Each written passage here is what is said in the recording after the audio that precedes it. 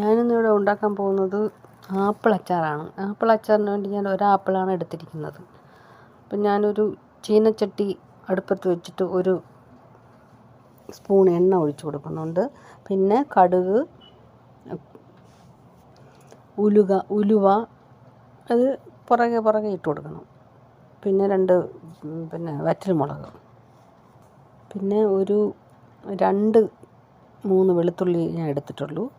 പിന്നെ ഇഞ്ചി, ഇതെല്ലാം പുറകെ ഇട്ട് കൊടുക്കുന്നുണ്ട്.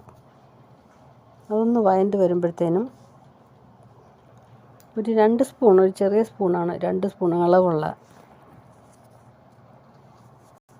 2 സ്പൂൺ മുളക് പൊടിയാണ് ഞാൻ ഇട്ട് കൊടുത്തിരിക്കുന്നത്.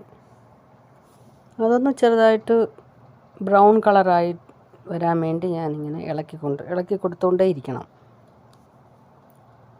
അത് കഴിഞ്ഞിട്ട് ഞാൻ 2 സ്പൂൺ ഉപ്പാണ് ഒഴിച്ച് കൊടുത്തിരിക്കുന്നത് ഇവിടെ. എന്നിട്ട് അതിങ്ങനെ ഇളക്കണം. അത് കഴിഞ്ഞിട്ട് ഒരു ശകലം കായപ്പൊടി ഞാൻ ഇടുന്നുണ്ട്. അതിന് ഞാൻ അളവൊന്നും എടുത്തിട്ടില്ല. ഇച്ചിരി കായപ്പൊടി ഞാൻ ഇട്ട് കൊടുത്തിട്ടുണ്ട്. അതൊരു നല്ല വഴണ്ട് വരുമ്പോഴത്തേനും നമ്മൾ അരിഞ്ഞു വെച്ചിരിക്കുന്ന ആപ്പിൾ ഞാൻ ഇട്ട് കൊടുത്തിപ്പം ഉണ്ട്. അതും നല്ലതുപോലെ ഒന്ന് ഇങ്ങനെ ഇളക്കിയെടുത്താൽ മതി.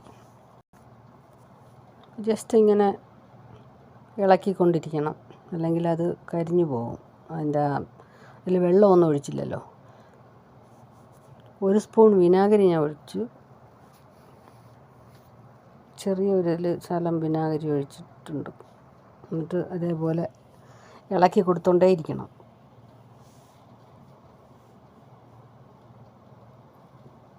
ഉണ്ടോ, നല്ലപോലെ ഇളക്കണം. എല്ലായിടത്തും ഉപ്പും മുളകും. Thank you for watching. എല്ലാം